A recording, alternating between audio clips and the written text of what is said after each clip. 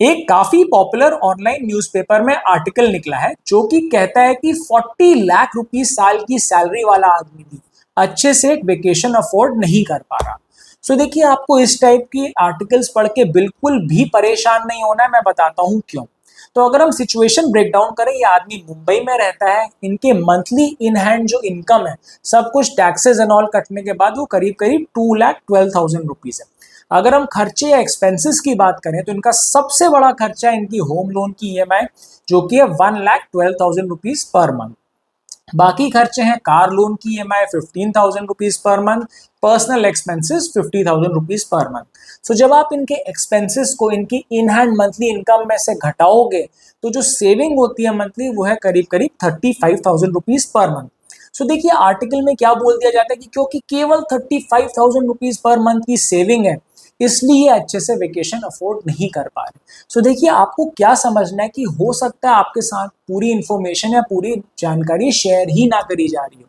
जैसे for example, हो सकता है इस केस में प्रॉब्लम इसलिए हुई हो क्योंकि फाइनेंशियल प्लानिंग अच्छी नहीं है, पर आपको हेडलाइंस में क्या दिखाया जाएगा कि 40 लाख रुपीज सीटीसी या सैलरी है, फिर भी अच्छे से वेकेशन एंजॉय नहीं कर पा रहे। जैसे देखिए, इस केस में इस आदमी ने ready to move in house purchase किया और उनकी फाइनेंशियल सिचुएशन वो परमिट नहीं कर रही है।